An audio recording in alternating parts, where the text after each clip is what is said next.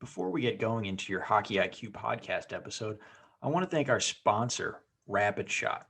Rapid Shot is the smart shooting lane. It's like a batting cage for hockey players. Very cool. Tracks your shot in three ways: accuracy, shot speed, and reaction time. Easy to use. Actually, I used it when I played and was growing up. Very easy. Simply scan your phone in, select your settings, and start shooting.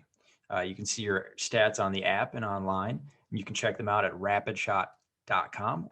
Great small business. I actually grew up with one of the owner's sons and have played with all the family members by now, just in local pickups here in Ohio. Very cool local business. Awesome product. I love it. I know quite a few NHLers have them in their homes. A lot of D1 programs have it at their rinks. So you have to check this out.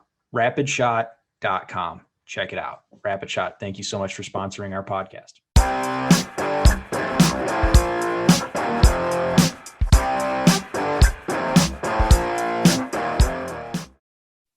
Back on the Hockey IQ podcast today, we have Tomas Pacina back for round number 2. Thomas, glad to have you here.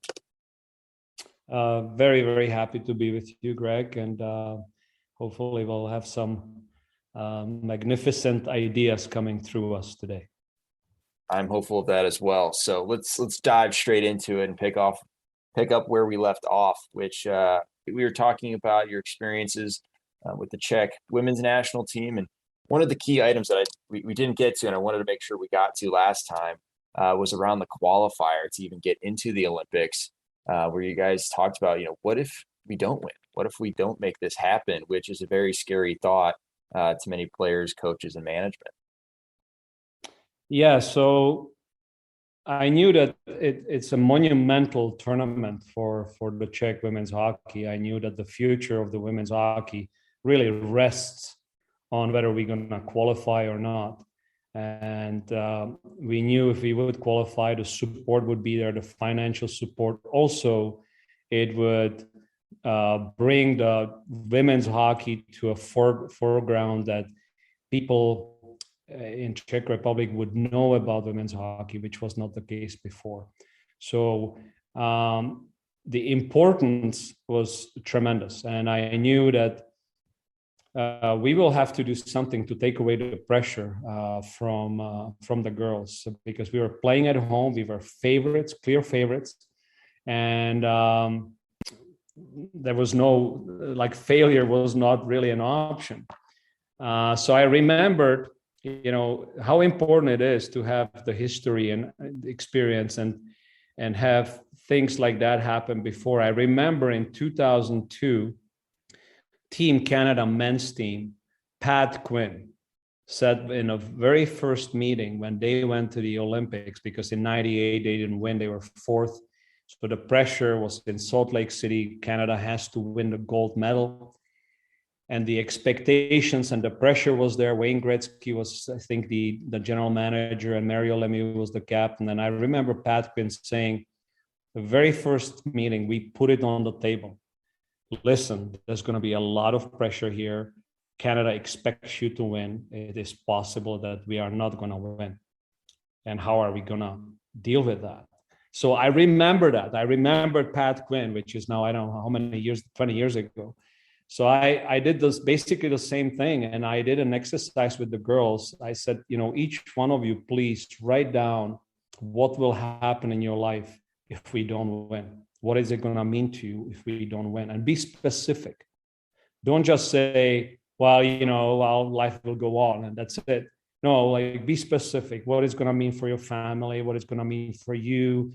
What is it going to mean for Czech hockey, the public opinion?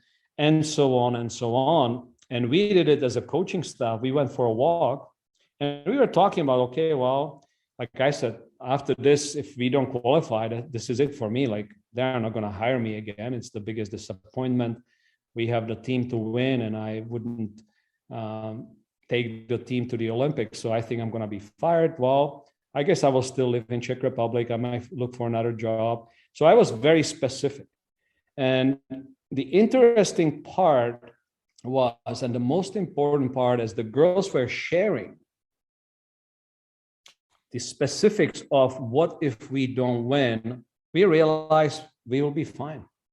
nothing is going to change in our lives. The important relationships will still be here.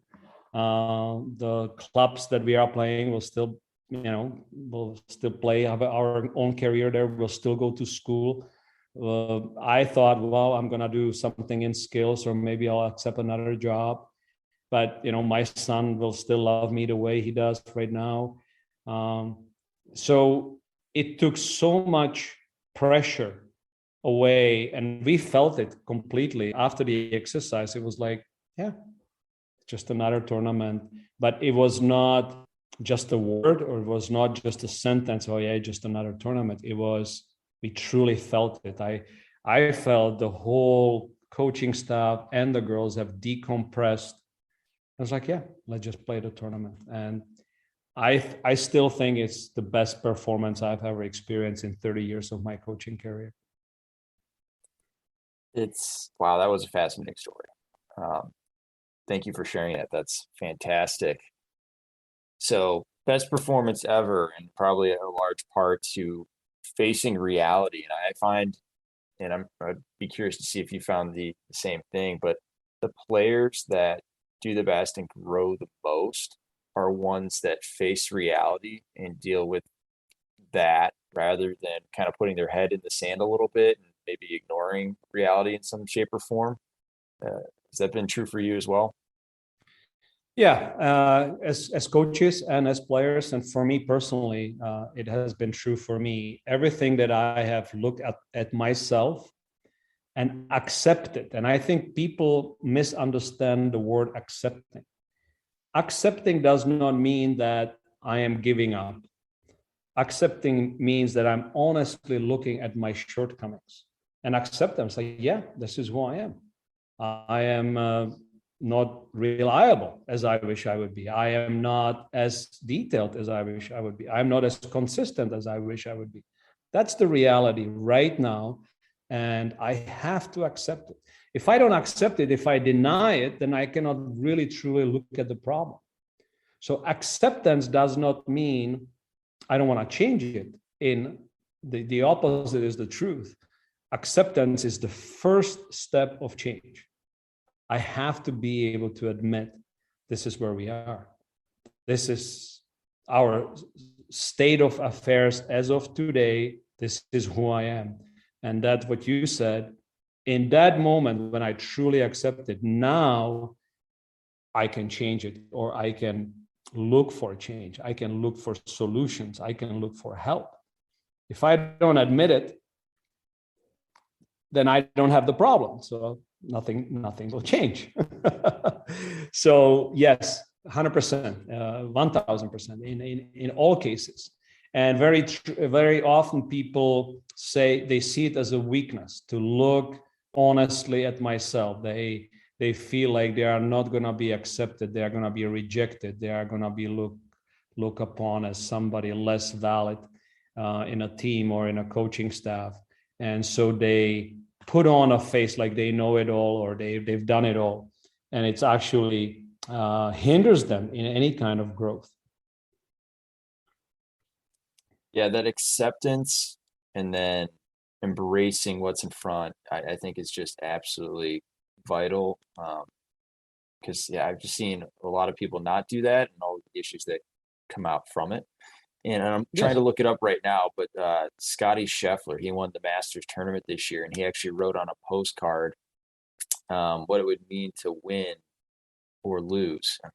It was fantastic, and it's right down this train of thought here. So he wrote to himself, "If I win this golf tournament, it will change my life on the golf course, but it won't change my personal life at home." And he really highlights life.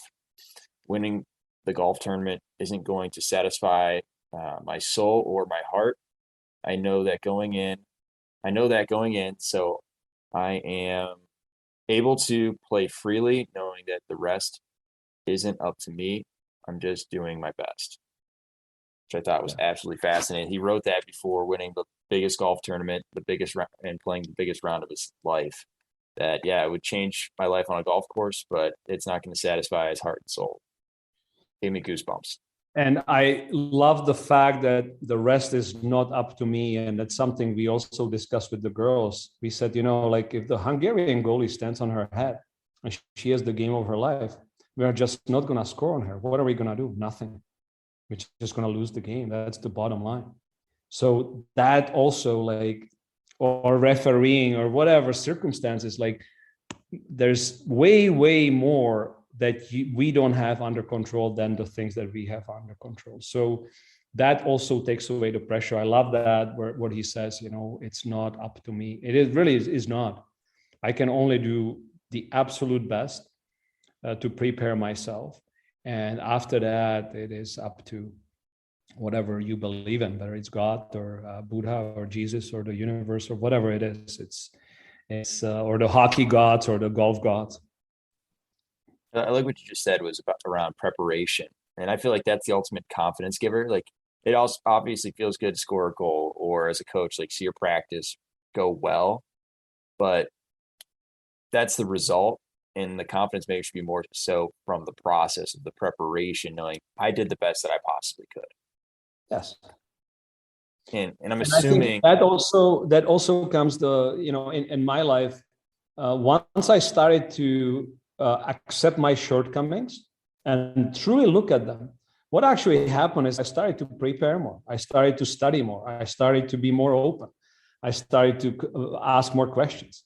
Like today, not too many days go by where I'm looking at video every single day. I'm studying video. I'm studying the NHL, studying our players.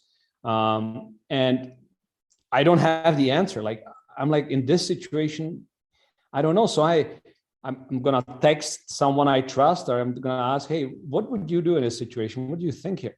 So it actually opened me up to curiosity because I realized, hey, the skating is not being taught the way I taught it 10 years ago, 15 years ago. If I would be still today trying to teach skating like I did 15 years ago, yeah, well, that would not work. And I have to be able to look at it. Like I don't teach linear crossover. I don't teach many of those skating details and nuances. They have evolved, and I have to understand it. I have to be able to spot it, but I also am 54 years old, and so I'm probably not going to demonstrate it. that's what players are there for, right? Exactly. Awesome. So through this process, it was pretty involved on changes you were trying to make and the importance of meeting alignment through the organization and through your staff. I'm curious about how you went about choosing your staff and then also developing that staff so there was alignment and understanding. It obviously takes a lot of communication, but maybe you have some examples and just your overall thought process behind that. Well, it was a very unusual situation because I was in Canada and I had to choose my coaching staff very much on a certain date, and it had to be by June 1st, and I was still in Canada. So, and I didn't know very many people, so I relied on friends and recommendations, and on feedback from players and feedback from other coaches. So it was a very much of a hit and miss and very uncomfortable situation. So I did choose one assistant coach, and I really didn't know him. I just heard a lot of good things about him. And then about half of the coaching staff we have kept from the previous coaching staff, and about half of the coaching staff I brought new people in, which I have not known intimately. So it was from the very start, it was a very, very difficult situation because the old half of the coaching staff was still connected very much with the old head coach and assistant coaches, and from the way the things were done in the past. The new coaching staff was very much on the new alignment, new idea, new philosophy, what it means to play for Czech Republic. We have never established that. So that was the first time we were trying to explain this is what it means to play for your country. You represent every single girl, every single grandma, every single mom, sister, every woman that lives in this country, you represent when you put on the jersey. And so this is what it means. And there's certain responsibilities, how you behave when you come to the rink, how you play on the ice. We want it to be recognizable on the ice within few minutes. We wanted to have a clear identity of who we are, and that would represent the Czech values, which was always a team play, smart passing game that was always based on puck movement and offensive support and alignment of 5 people thinking to get a game. That was our strength. We were never, other than exceptions like Hasek, Jager, and some players, we were never rich on individual talent, but we were always rich on game thinking talent, and we could always play better than any other country with 5 people together. So I wanted to bring those old values in and base them on a new way of how the game is played, mainly in the offensive zone, possession and quick transitions, quick counters, and smart exits. So all that was quite easy to explain to the girls, to the ladies, to the players, because there was a lot of video, a lot of explanation, and most of them spoke English. So I was explaining in Czech and I was explaining in English because I found the English language very much simpler in hockey specific terms. So I was able to do both. Now, the coaching staff was present at most of those meetings. So I was hoping and believing that they would, get as much out of it as the girls. Now, the mentality in Czech Republic is very different than in North America in terms of we had 50 years of communism and Nazism, which is a very fear-based systems where really you struggle for survival and you are afraid of your life. So the main attitude still in Czech Republic that is here today is mistrust. So they don't trust new people. They are not as open as other countries to new ideas, because for 50 years, those new ideas were very, very dangerous, and they were surviving or fighting for their lives. So openness and willingness to go that new way it was almost, I have to say, almost impossible. It took me 2 years, and I still didn't, I don't think I felt like I have gotten it through to people that it's possible to play like this, to behave like that, to have honor, and to have a philosophy that we can all believe in. It was something that I've never done anything so hard, and that it was so, in a way, at the end of the day, exhausting. And because I felt like people would have tough time believing in it. Wow. And that takes a lot of courage to do, but also I feel like you need a certain type of presence that you need to bring. And I'm assuming that you've been very specific on developing your presence to give that trust, or bring across trust, and really capturing the audience, because clearly you needed to get them out of that old mentality into something maybe a little bit newer that would allow them to grow much better. I'm curious about especially the word presence. So, of course, presence is something that some people have, some people don't. I don't know how you consciously develop it. I have not been consciously working on my presence. All I know that I have been a lifelong student, whether it was in hockey or in spiritual terms, learning about life and how life works and what the meaning of life is, and what my meaning for this lifetime is, and how I fit in the Czech context, where I was a little boy, or 15-year-old guy who left here and then came back and had a tremendous love for the country, and tremendous love for the women's game as well. My idea was, or my hope or dream was, to bring all my experiences, all I have within me, and give it back to the girls. But the girls were not more important than the country, and the national team was more important than the women. And I don't know if that arrived well in today's society, because we place so much value on the individual is so important. And I still come from those old values where the team and the country is more than the individual. So I think there was a little bit of a maybe disconnect,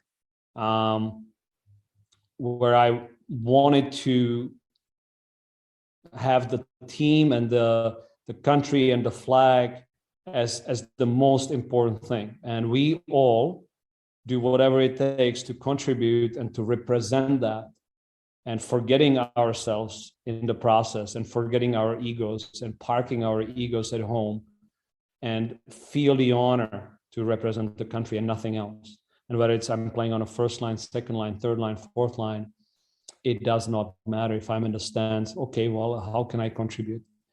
And I don't think that I have succeeded in it. With some ladies, yes, and with some I did not. And at the end of the day, I feel it cost us at the Olympics, because the way we played, we needed 22 players to be completely on the same page, including coaching staff.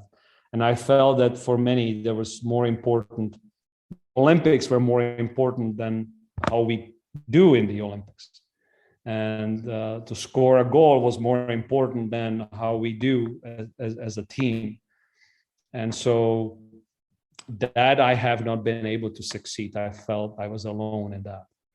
And not to be unfair to many girls, because many girls had the same idea, and that's the way they played. And some girls did not. And so I feel that this is a time of major selfishness that we go through right now, and where everybody's, it's about me, it's about me, it's about me, it's about me. And so the idea, no, it's actually not about you. It's about our country. It's about about women in your country. That's what it's about, and you actually have the honor to represent them. That is a little bit missed, and that's where I don't think I've succeeded. I love your intellectual honesty with yourself and how you go back through all of that. And I want to tap into some of this expertise as you've been clearly reflecting on your experiences. And, say we have a listener here who's looking to put in some change into their team, their organization, whatever it may be. You obviously have immense experience with trying to enact that. What would you change first? What would you allow to change naturally over time?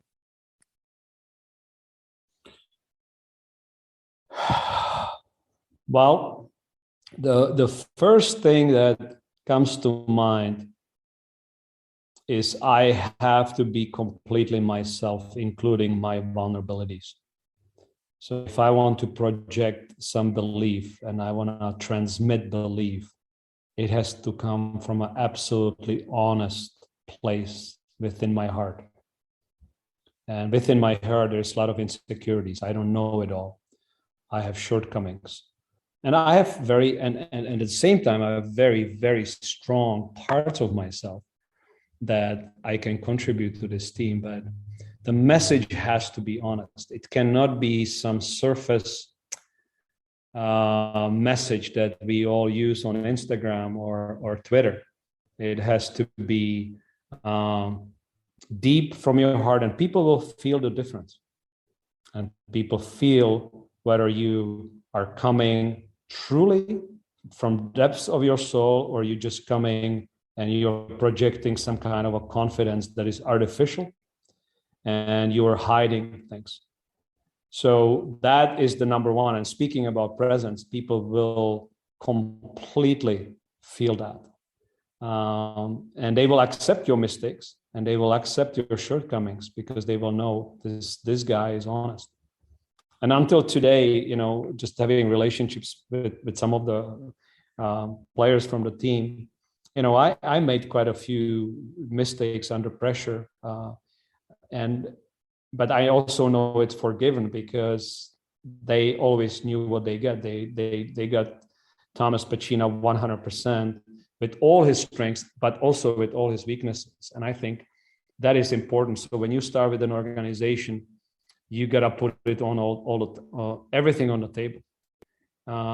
It's a beautiful saying of a very successful German hockey coach, Hans Zach, who actually I just spoke with Brendan Shanahan, who played for him in a lockout. But that's beside the point. And he told me, this is 30 years ago, he told me, Thomas, you will be fired no matter what. But when you are yourself, you at least will know why they fired you. Most people don't even know why they are fired because they are trying to please everybody and to put out fires here, put out fires here. So again, if we go back, you gotta be yourself completely, unafraid, and then you have to have a clear mission in mind, clear idea, clear vision of the philosophy, of the identity of the team, of the organization. And then automatically by setting the tone of the philosophy and the identity, and there's clear points, like this is who we want to be mentally, emotionally, spiritually, this is who we want to be on the ice, this is how we want to practice. It's not difficult. Those are 5-6 points. That philosophy will automatically start eliminating people because there's going to be a lot of people who are not going to be aligned. And you will have to have the courage to let go of those people. And also, at the same time, it will attract brand new people that you will have to have the courage to hire and to take on the team. They may not have those skills yet, but they will be attracted to that ball of energy that you just have created with your vision, with your identity, with your clear idea who you want to be as an organization. So and then you will have to have the patience and wisdom to wait until certain people will fall off and until new people will be attracted. Wonderful. Setting the table for everything that's going to come. 100%. And once you have it, Greg, it's not easy, but it's simple to follow it. Is this, is this part of our philosophy? No, it's not. So what are we doing? Is this what it means to represent our country? No, it's not. So what are we doing? Well, yes, this is a practice that is worth Czech national team. Right? If there's somebody on the national team that is there because, I don't know, for other reasons than performance and character, some other reasons, then that is not, to me, that's not Czech national team. And so the things that are not supposed to be in that philosophy that you set as the leader will automatically pop up. They are not going to be hidden. Everything that doesn't belong will come up. And then you need your strength and you need support in your staff. And that's another thing I like to recommend is you gotta have someone with you that you trust with your life and with your wife, as the Navy SEALs say, would I trust you with my life and with my wife? You gotta have somebody who will cover you no matter what. If you don't have that, your energy will deplete, and at the end of the day, you're not gonna succeed. Awesome. Thank you so much for sharing all of that. I want to take a left-hand turn ever so slightly and get into the technical side of the game a little bit here. You guys are talking about quick transitions, playing with a lot of pace, but also with possession, which I think for a lot of people can be two completely separate things and contradict each other in many ways. So I'm curious on how you approached making those mesh together. Yeah. So very good question. What does it mean? And I think if we would have 20 coaches here, probably 20 different opinions of what it means, pace. So for me and for us, what pace meant, the game had to feel very fast for our opponent. Not for us, but for our opponent. So that's quite different. So, and I remember again, like I always go back. I love going back into the history. I remember talking with Rick Tocchet, who played in the Canada Cup 1987 against the Russians. Probably the most famous 3 games and probably the best hockey, I will say today, still the best hockey that has ever been played, 1987 Canada Cup, the final 3 games. And he said, Thomas, like the gaps that the Russians were creating were so huge, we always felt under pressure. That it felt so fast for us. And well, how were they creating the gaps? Well, the gaps you don't create by going south-north, like going always north. It's actually quite easy to defend, even when you go fast, even if you move the puck fast, because you can angle the person off and they are going straight ahead and they are going usually with the same speed. And it's quite easy to defensively adjust. Now, what is hard to defend is when there is a multi-directional play, and the Russians used to go lots south, not just east-west, which of course they did, but they also went south with the puck. So they were coming back towards their own net, and on the weak side, there was somebody going north. So now you get multi-directional play, and every time somebody gets the puck, which we call today improving the conditions of the puck, but that's just a phrase that has been, of course, around for as long as the game is alive. And the Russians were really, really good at going south and then north and then east and then west. So every time the puck changed positions or lanes, the new player had a lot of gap, which is stress on the defensive players. So to me, playing with pace does not mean going fast north, but with one very important exception is on counters. So when the puck gets dumped out of the offensive zone, we want to get back as fast as possible. On any neutral zone takeaways, we want to go up north as fast as possible and catch them while they are in their minds still playing offense. We want to catch them. Or on exit kills, of course, you have an exit kill and you move it to the weak side. That's your biggest scoring chances. So we were a quick strike team on our transition defense to offense. But once we had the puck and the defensive team was aligned in their defensive structure, whether it was 1-2-2, 2-1-2, not 1-3-1, it didn't matter. We were a team that would hold on to it, but would create constant 2-on-1s and would go north and south and back south and maybe east-west to create gaps and to surprise them on the weak side. So our players would have lots of space and lots of room to skate into. And that to me is playing with the pace and puck possession at the same time. Because when you're defending somebody, you're angling them off, suddenly she does a cutback and goes back to the second wave.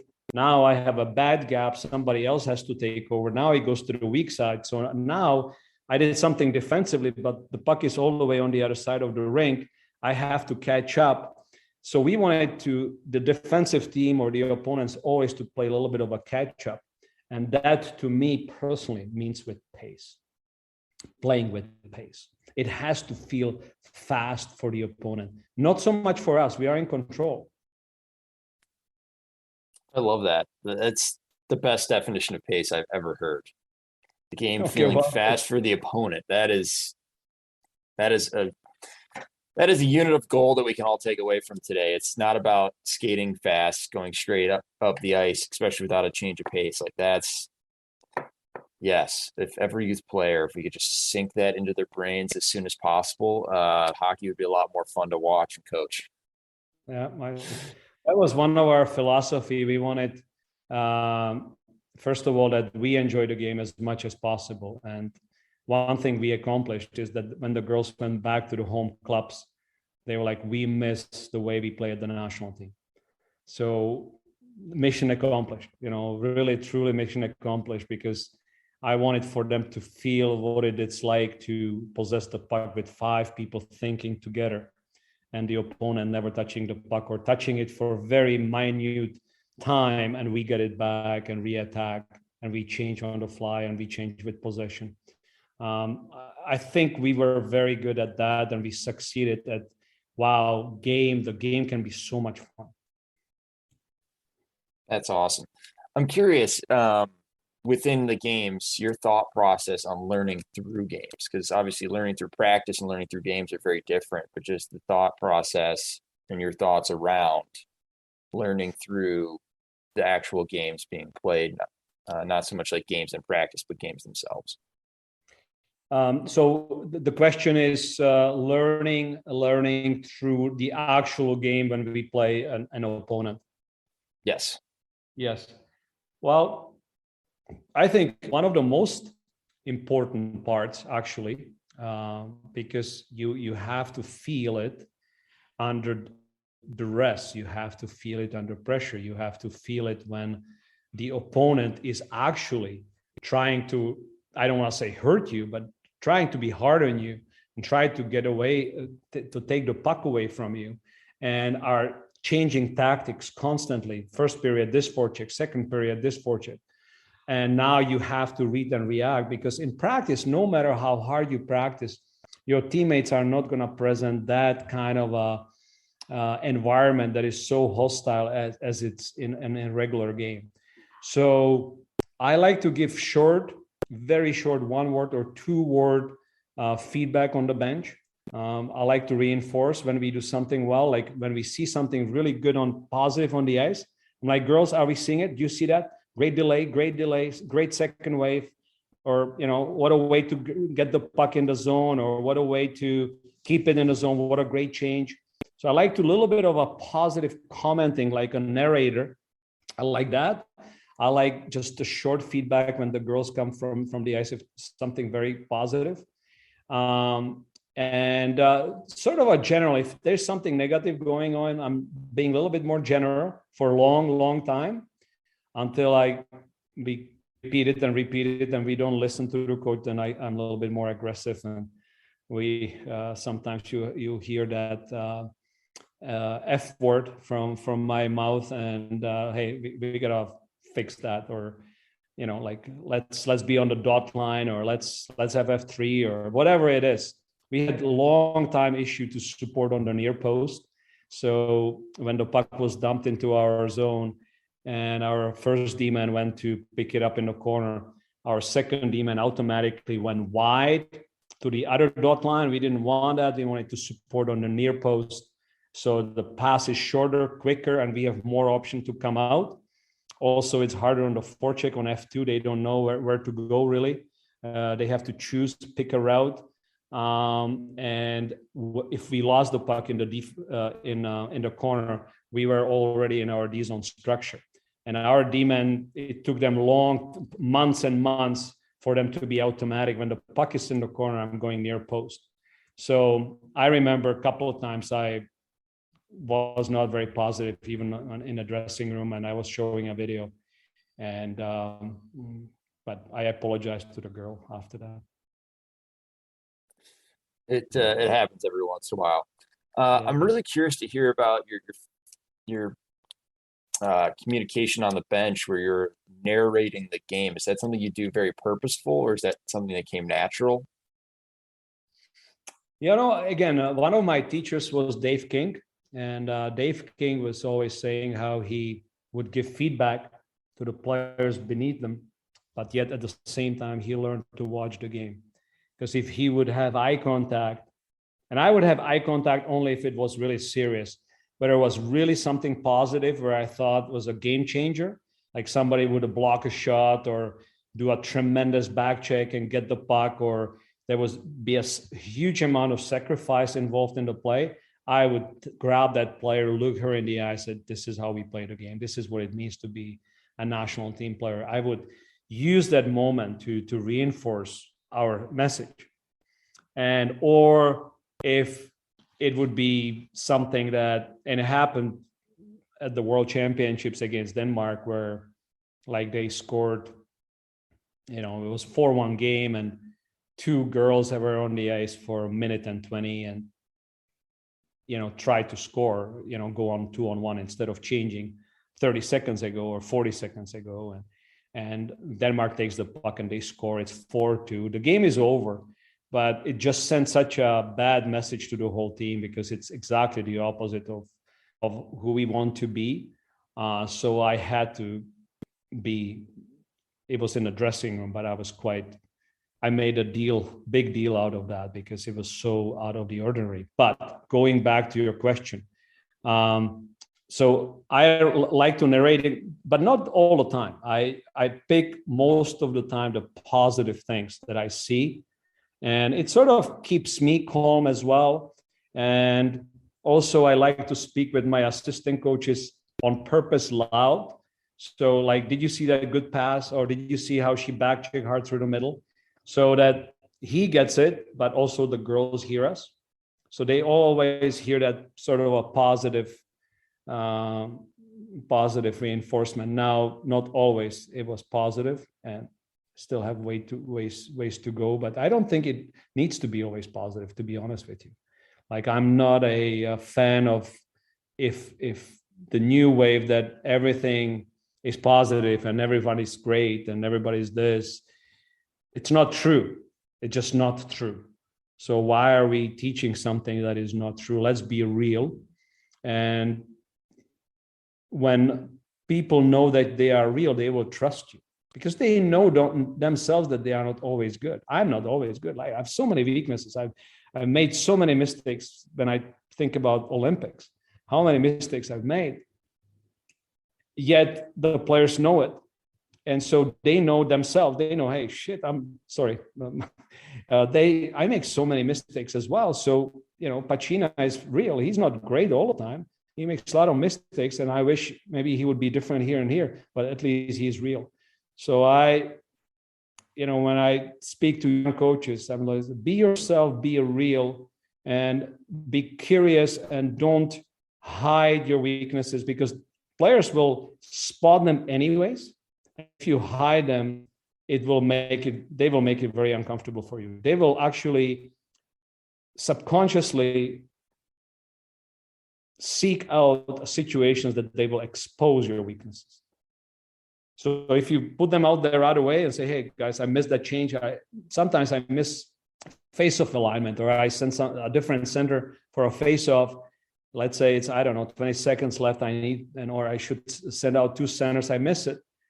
I said, girls, that's on me. That's on me. I should have had two centers out there, or whatever it is. And we are way better off than trying to pretend something that we are not. That's fantastic. I also like how you're talking to your coaches. There's an American football coach, Bill Walsh, who used to be the 49ers head coach. And one of his philosophies was he wouldn't yell at players. He would actually yell at his assistant coaches, like, get your players doing the right thing.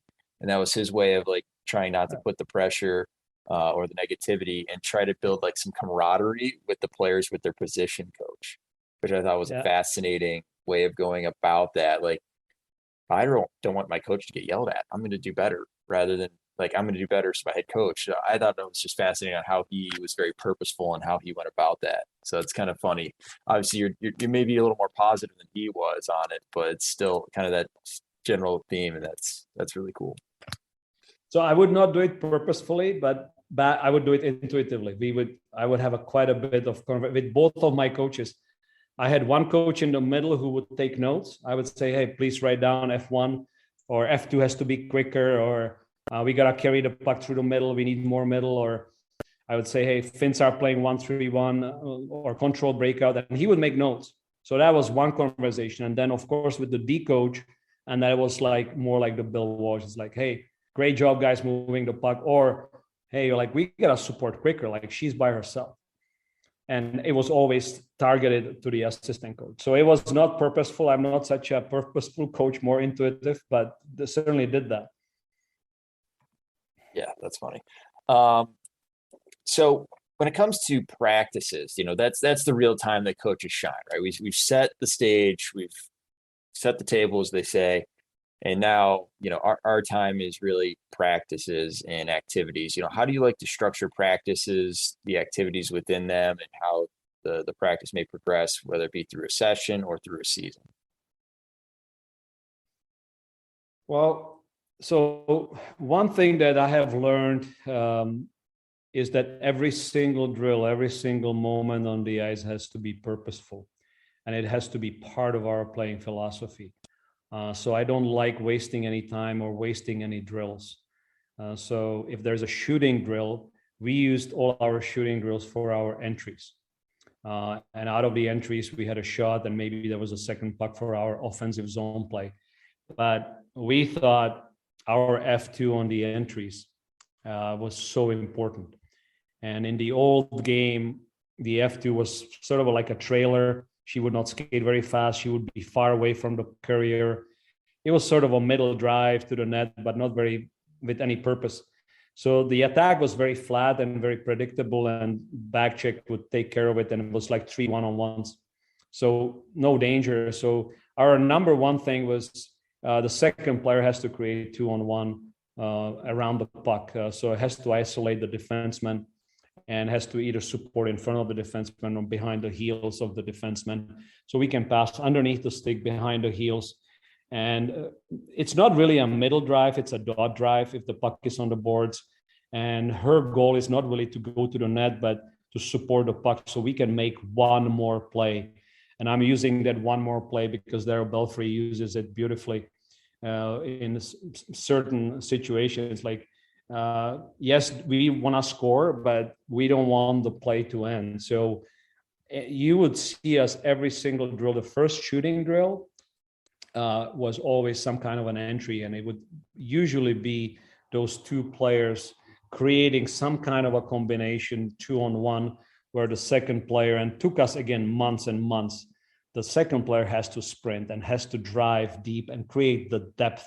So it's not the puck carrier who creates the depth, but it's the player without the puck that creates the depth. So you would see it in all our shooting drills, and that would take care of our entries and possibly also, like I said, about our offensive zone play. Now, the first 15 minutes of the practice were always goalies were with the goalie coach, and I had the whole team. So it was our philosophy. So puck possession, so we had always keepaways, puck protection situations. We also went to retrievals. Our girls had really tough time beating the F1 by themselves. So in the past, when they were under pressure, they just moved the puck and the problem and the pressure to their teammates.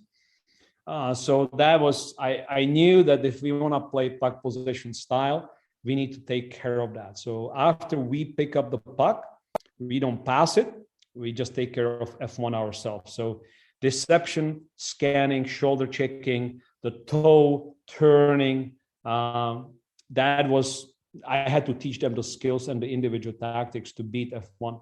So that was the first part of the practice, and could have been 2-on-2, 3-on-3, 3-on-0, 3-on-1 in one zone.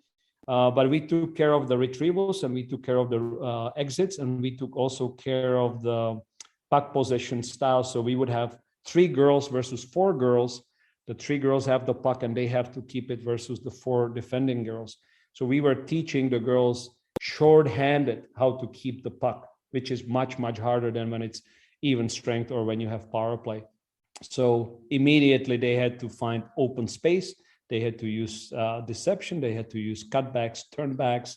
And then again, it popped out. What was our issue was standing still and stick handling. And so we had to teach them crossovers, teach them to lean into the turns, teach them no dusting, and all that stuff. So once you have a philosophy, again, to the point that you asked me before, once you have a philosophy, not only organizationally, but also on the ice, it takes care of everything else, because the things, the weaknesses that don't belong will pop out. So our skills deficiencies, I didn't have to do any kind of a analysis on it. It automatically popped out. We couldn't play 3-on-3 with any kind of possession for longer than 2 seconds. The other team had the puck. Now the other team had the puck. Now the other team had the puck. Because we had no puck possession skills. We had no pre-touch skills. We had no scanning. We had no communication. We had no support, close support. We had no pop-outs. But that has changed quite a bit because, like I said, first 15-minute bang, we take care of that. Now, shooting drill, we took care of our entries and offensive zone. And then we went to a theme. Could have been, the theme would be either offensive zone or it could be counters. And then the whole practice would be 2 or 3 drills that would just be for the offensive zone. Like we wanted to really work on the movement so the defensemen learn how to dive on the weak side, strong side. We want them to move across the blue line, crisscross. So we've either figured out games that we played, or we had certain drills that were always to that theme, and we would stick with the theme for the whole practice, and sometimes even for the whole day. So the morning, we would, let's say, practice the skills for the offensive zone, and in the afternoon, we would practice the team structure for the offensive zone. And then, let's say, the next day would be exit kills. Everything would be around exit kills. Usually it started with a simple drill, and then the drill would continue into something more sophisticated, and we would usually end with the game that would also promote exit kills and transition into offense. No waste. I don't like wasting time on any drill that doesn't have anything to do with the philosophy, clear philosophy. Waste of time. I think that's an important lesson for all the listeners to take away is we're doing it purposefully, but it's not purposely for this and that. It's purposely to go into the game model or the skills that transfer for all levels of play, like scanning is a prime example. Looking around before, during, and after all of our puck touches. Super, super important to make sure that we're giving the players the skills for the gameplay of how we're actually asking them to play. Love that. And then, you practice it on retrievals, but it will show up in your offensive zone because you have to do the same skill in the offensive zone. So there is so much transfer. But to me, I've never coached as purposefully and as detailed, and what the difference was, I had a clear vision how we want to play, like really clear in every zone, defensively and offensively. And it makes it very easy then to design drills. I would never borrow any drill from anybody else because they would not fit our philosophy. So we had to come up with our own drills. And but they were great drills because it totally fit. And you saw the drills in the game. You spoke about the game. We would have certain drills for offensive zone. They would be clearly right in the game that night against, I don't know, Denmark, whatever, Sweden, because they were designed as the game would be. So there was a clear transfer to that. Awesome. So last question I have for today. We'll just keep having you on as a reoccurring guest. We'll just put you on every 6 months. Is around the difference between coaching professionals versus coaching youth, because there's a dramatic difference between the two.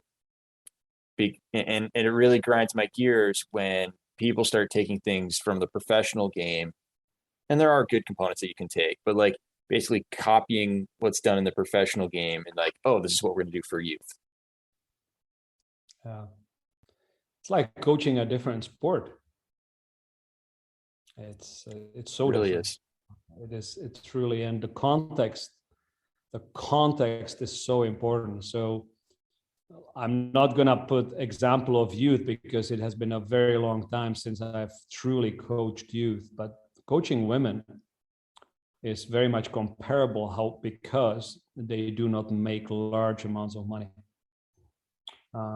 That is one aspect. The other aspect of youth is that there is a long-term development plan should be in place. And the other aspect is most of those players that you're coaching are never going to play professional.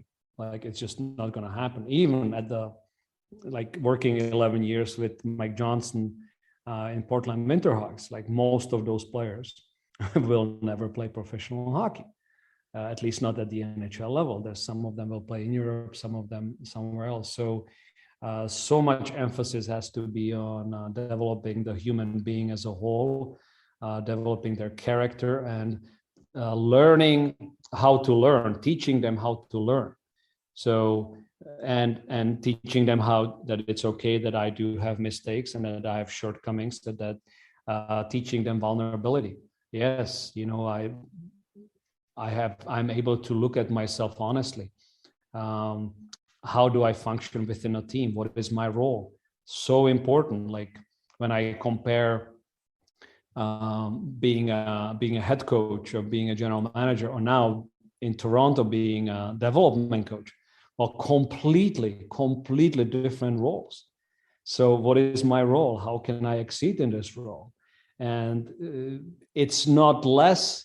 It doesn't mean that I'm playing on a fourth line, that it's less important. It is as important, and I can take as much pride in that. But I need some guidance here. Okay, so how can I contribute? How can I contribute off the ice, on the ice? How can I improve? What is my long-term goal? All these skills are so important for life, and not just for hockey. So all these things that if I have the right coach, right environment, right managers, all these skills that I'm learning are extremely transferable, not only into business life, school life, but also private life. How important that would be in a relationship to my wife, that I can say, honey, like you're right. Like I did what I said was not correct, and what I said was wrong, and I sorry about that. And next time I'll speak with you about this earlier. I know you had some plans, and I didn't consider your plans, and I made other plans. Just the idea of self-reflection. If I can learn these skills in an environment when I'm growing up in hockey, then I'm ready for life. And what greater avenue it could be that I'm ready for life than through hockey. All right, I have nothing to add. We'll end on that one, because that is just such an important point of understanding. We're just getting people ready for the next stage and getting them ready for life in general. Absolutely fantastic. We could do a whole episode on that and the importance of sport. We could.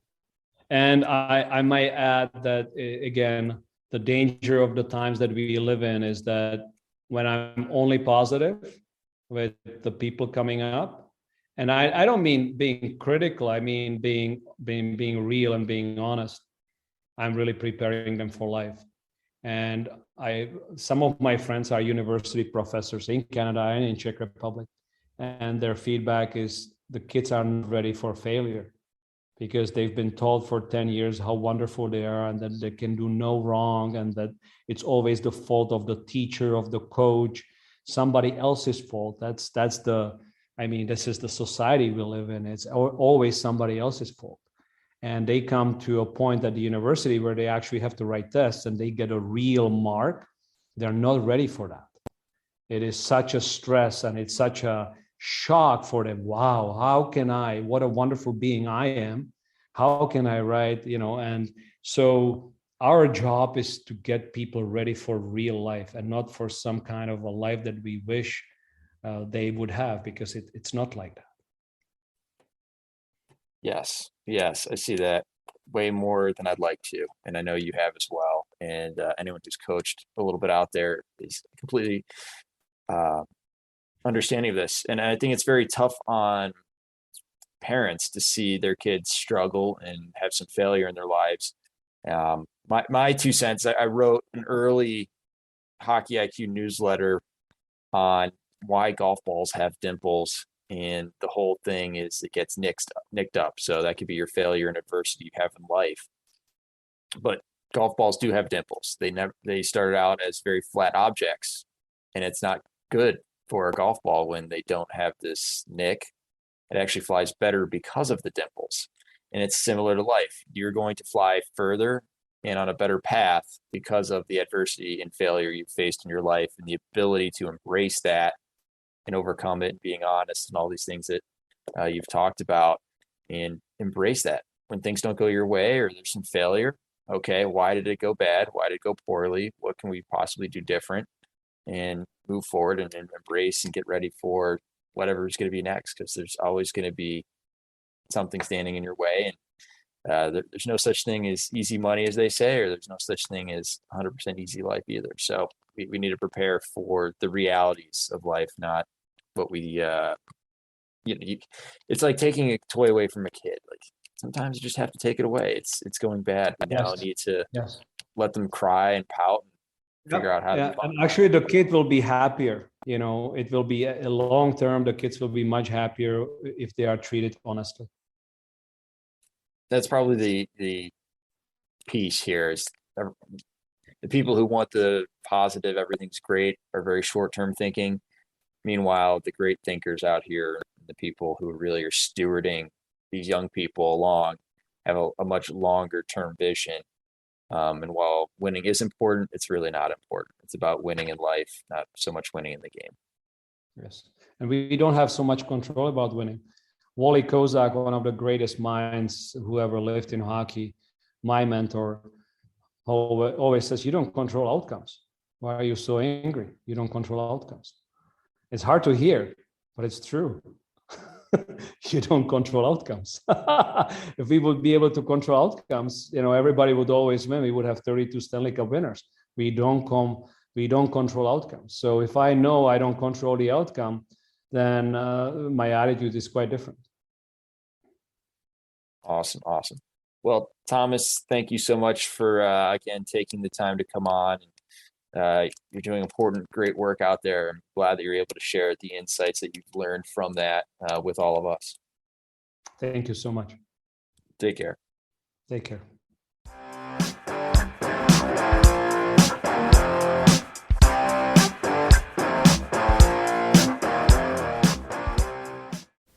That concludes this week's episode. Thanks for joining us here at Hockey IQ. If you haven't already, take a quick moment to hit that subscribe button, give us a thumbs up, and drop a review. If you want to be a great teammate, even recommend us to a friend. You can follow us at Hockey's Arsenal on Twitter and Instagram. Check out the website, hockeysarsenal.com, where you can subscribe to the weekly newsletter. You won't regret it. Catch your buttes here next week for a brand new episode.